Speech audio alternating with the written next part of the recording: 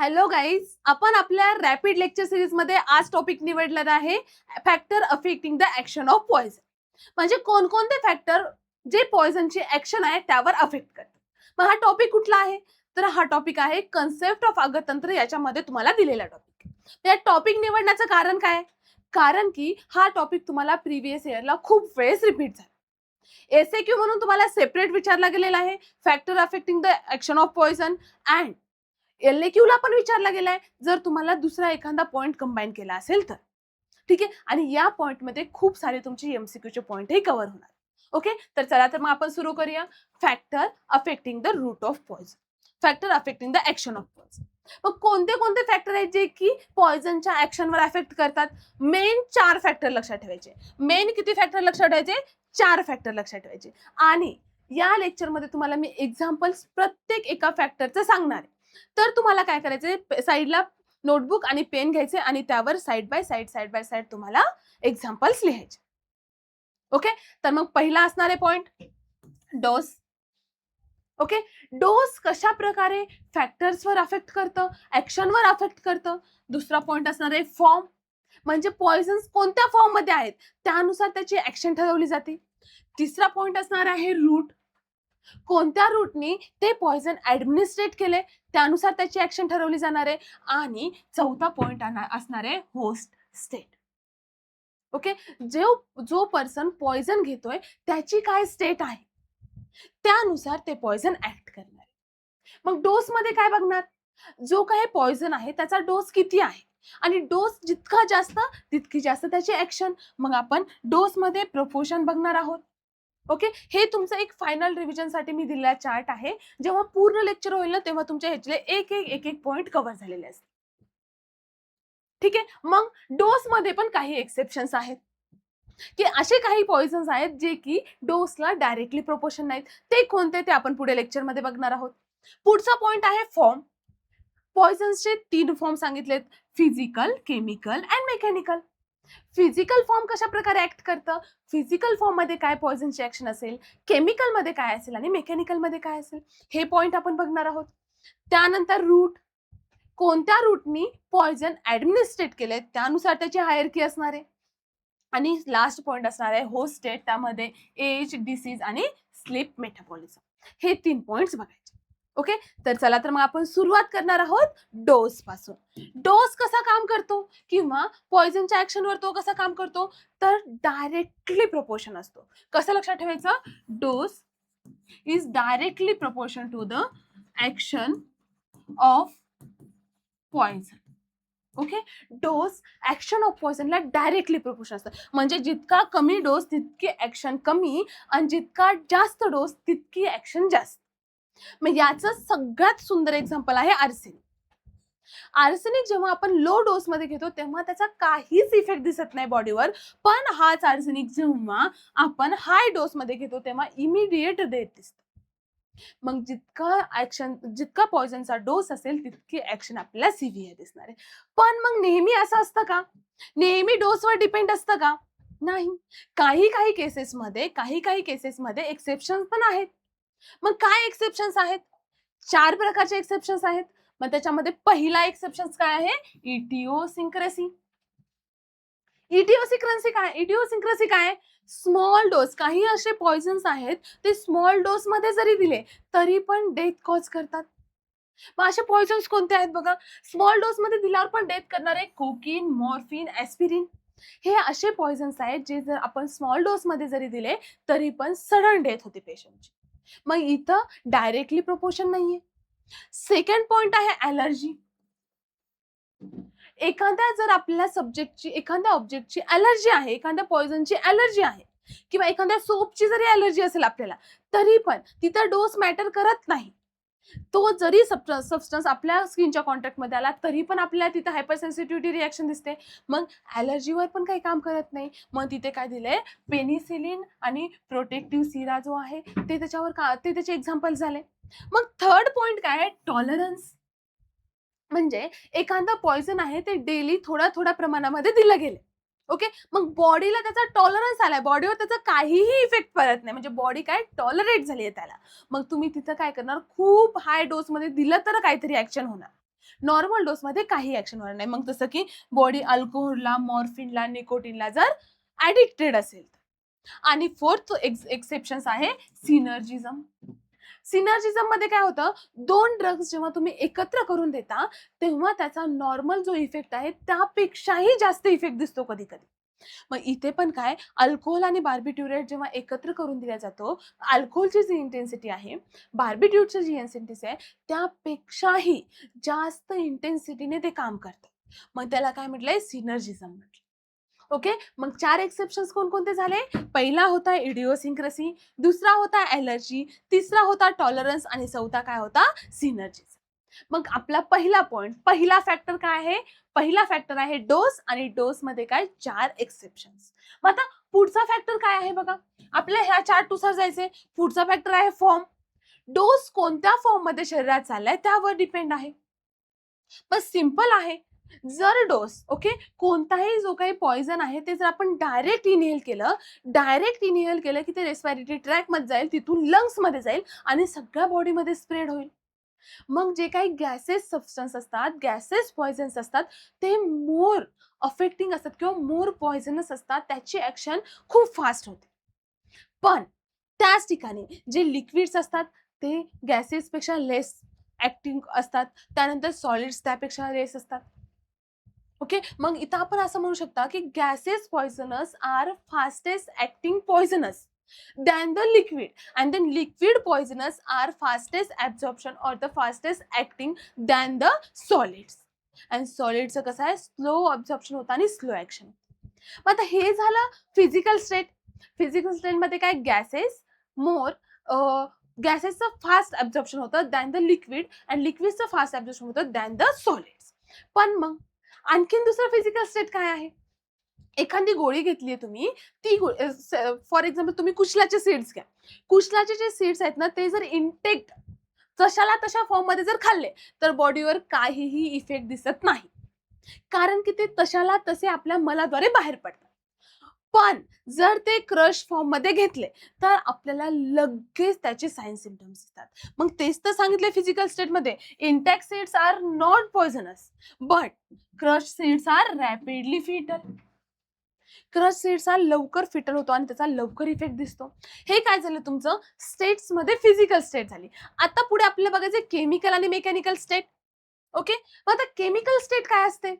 Chemical state काय असते, जे काही नॉन पॉइझनस पार्ट्स आहे त्यावर काहीतरी प्रोसिजर केली जाते, प्रोसेस केली जाते आणि त्यापासून पॉइझनस पार्ट बनवला जातो. ओके, मग याचं बेस्ट एक्झाम्पल आहे आर्सेनिक. जेव्हा आर्सेनिक मेटल फॉर्म मध्ये, प्युअर फॉर्म मध्ये असतो तेव्हा त्याचा काहीही पॉइझनस ऍक्ट नसतो. पण जेव्हा त्या आर्सेनिकचं कन्व्हर्जन साल्ट मध्ये केलं जातं तेव्हा त्या हायली फिटल्स होतात. मग काय म्हटलंय बघा, chemical intrinsically alter the poison it say. pure arsenic are not poisonous, but the arsenic salts or the mercury salts are the more fit, highly poisonous. हे काय झालं, केमिकलचं. केमिकल काय करते, त्या पॉइझनलाच बदलून टाकते. पण मेकॅनिकल बचामध्ये तसं होत नाही. मेकॅनिकल जे काही कॉम्बिनेशन्स आहेत, मेकॅनिकल कॉम्बिनेशन मध्ये कोणत्याही प्रकारे पॉइझनला चेंज केलं जात नाही. Do not change the poison, but physically Hyder the absorption of seed. मग ह्याच्यामध्ये काय येणार, आता स्टमक आहे, स्टमक मध्ये जेव्हा आपण बल्की फूड म्हणजे खूप मोठ्या आकाराचा एखादा काही पदार्थ खाल्ला असेल तर तो बल्की फूड काय करतो, इथे जाऊन अडकतो. मग तो काय करतो, जे काही पॉइझन येणार आहे, ओके, वरून जे काही पॉइझन येणार आहे ते इथल्या म्युकस लेअरला कसं डॅमेज करणार, कारण की हे पॉइझन आलेले इथं याच्यावर आले, मग ह्याच्यावर त्याचा इफेक्ट होईल, परंतु ते म्युकस लेअरला जाणार नाही आणि ते खाली येऊन काय होणार, शरीराच्या बाहेर पडणार. बल्की फूड झालं. सेकंड, जेव्हा फुल स्टमक आपण पोटभर जेवलेलं असेल आणि पोटभर जेवल्यानंतर जेव्हा आपल्याला पॉइझन दिलं जाईल तेव्हा ते पण स्लो ऍक्ट करतं. कारण हे पॉइझन आलंय पोटामध्ये, आपल्या सगळीकडे काय आहे, फूड आहे, लिक्विड आहे, तर ते डायरेक्ट आपल्या म्युकस लेअरवर ऍक्ट करू शकत नाही, म्हणून त्याचे सिम्पटम्स पण आपल्याला लेट दिसतील. आणि मोस्ट इम्पॉर्टंट युनिव्हर्सल अँटीडोट असणारा चारकोल. चारकोल काय करतो, पॉइझनला ऍडझॉर्ब करण्याचं काम करतो. चारकोल स्किनवर जाऊन ऍब्झॉर्ब होतो, स्किनवर जाऊन पसरतं आणि जे पॉयझन येतात ते त्याला टच होतात आणि निघून जातात. म्हणजे ते स्किनच्या मध्ये येतच नाहीत. पॉयझन्स येतात, टच होतात, निघून जातात. मग चारकोल काय करतं, हाईड करतं ऍब्झॉर्प्शन. मग हे काय झाले, मेकॅनिकल पॉयझन झाले. पहिलं काय होतं, तुमचं केमिकल कॉम्बिनेशन सांगते. केमिकल कॉम्बिनेशन काय करतात, पॉयझन्सचं नेचर चेंज करतात, पण मेकॅनिकल हे नेचर चेंज करत नाहीत आणि ते काय करतात, ऍब्झॉर्ब करतात पॉयझनला आणि पॉयझनची स्पीड स्लो करतात. ओके, मग हे काय झालं तुमचं, फॉर्म झाले. फॉर्म मध्ये फिजिकल फॉर्म बघितलं, केमिकल बघितलं, मेकॅनिकल बघितलं. आता थर्ड नंबरचा पॉइंट आहे route of administration. Route of administration काय आहे, जे काही पॉयझन आहे ते पॉयझन कोणत्या फॉर्म मध्ये किंवा कोणत्या रूटनी शरीरात चाललंय, कोणत्या रूटनी शरीरामध्ये चाललंय, त्यावरून त्याचं किती पॉयझनस आहे किंवा ऍक्शन किती फास्ट आहे ती ठरवली जाते. आणि मोस्ट फास्टेस्ट ऍक्शन होते इन्हेलेशन पॉयझन्सची. म्हणजे आपण नाकाद्वारे जेव्हा ते इन्हेल करू ते डायरेक्ट लंग्स मध्ये जातं आणि त्याची ऍक्शन करतं.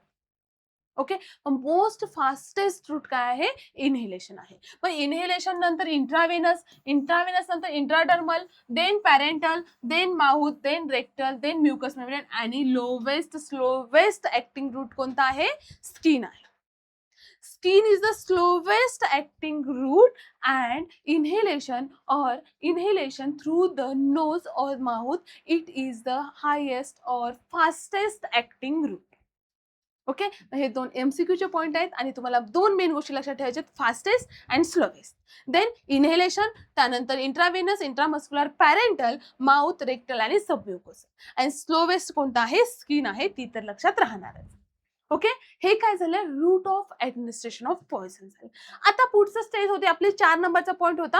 हा, आता रूट ऑफ ऍडमिनिस्ट्रेशन मध्ये आणखीन एक पॉइंट सांगितलाय.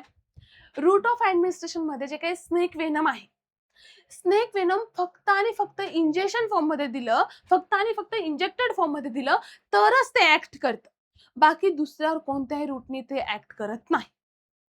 आणि दुसरा म्हणजे कोकिनची जे काही पॉयझनिंग असते ती फक्त हायली टॉक्सिक असते इंजेक्शन रूटनी, बाकीच्या रूटनी तेवढी टॉक्सिक नसते. ओके, आणि मेन पॉइंट लक्षात ठेवायचा, जेव्हा पॉयझन आपण इंजेस्ट करतो, जेव्हा ते आपण तोंडाद्वारे खातो, तोंडातून खाल्ल्यानंतर ते स्टमक मध्ये जातं आणि स्टमकचे जे बॅरियर्स आहेत ते बॅरियर त्याच्या ऍक्शनला कुठं ना कुठं थांबवतात. त्यामुळे काय आहे, इंजेक्शन पॉयझन जे आहेत ते काय करतात, स्लोली ऍक्ट करतात due to the barriers of the digestive route. Digestive रूटच्या बॅरियरमुळे ते स्लोली ऍक्ट करतात. ओके, हे झालंय तुमचे काय, route of administration. Route of administration कसं ऍक्शन ऑफ पॉयझनला ऍक्ट करतं. आता मेन दुसरा लास्ट पॉइंट आहे होस्ट. होस्ट कसा आहे, तर सिंपल आहे. जर यंग असेल किंवा हेल्दी अडल्ट असेल तर त्याच्यामध्ये ऍक्शन स्लो असणार आहे. पण जर होस्ट चिल्ड्रन असेल किंवा होस्ट जर एल्डरली पीपल्स असतील, ऑलरेडी यांच्यामध्ये इम्युन सिस्टम कमी असते आणि त्याच्यामध्ये काय असणार आहे, सडन ऍक्ट होणार आहे, फास्ट ऍक्शन असणार आहे पॉयझनची. आणि आणखी त्याचे एक्सेप्शन्स काय दिले किंवा त्याचे एक्झाम्पल काय दिलेत, जे काही ओपीएमची पॉयझन्स आहे ना, OPM poisoning highly toxic in children मध्ये ओपीएम पॉयझनिंग हायली टॉक्सिक आहे. Okay, OPM is highly toxic, but atropine poisoning in the children which is tolerated remarkably.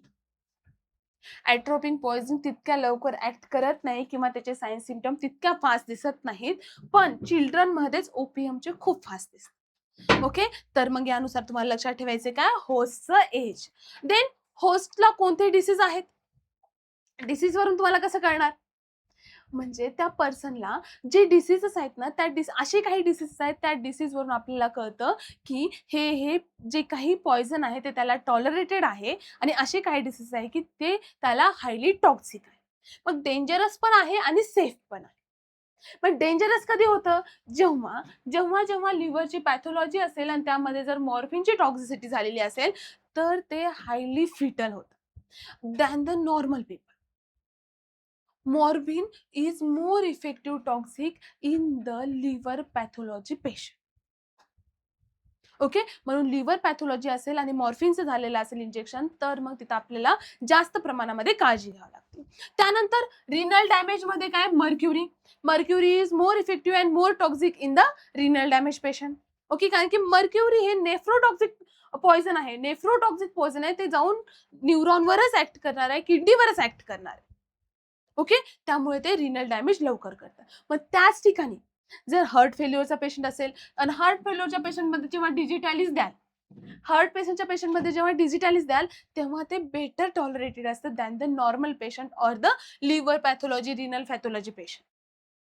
मग काय, digitalis is better tolerated in the heart failure, then mentally ill पेशंटमध्ये sedative are better tolerated and टिटॅनसमध्ये OPM is better tolerated. हे तुम्हाला examples लक्षात ठेवायचे. Okay, and then आणखीन एक स्टेट, काय स्टेट आहे, जर डिप्रेस पेशंट असेल तर त्याच्यामध्ये पॉइझन फास्ट होतं. Okay, depression drugs causes significantly more harm during the sleep.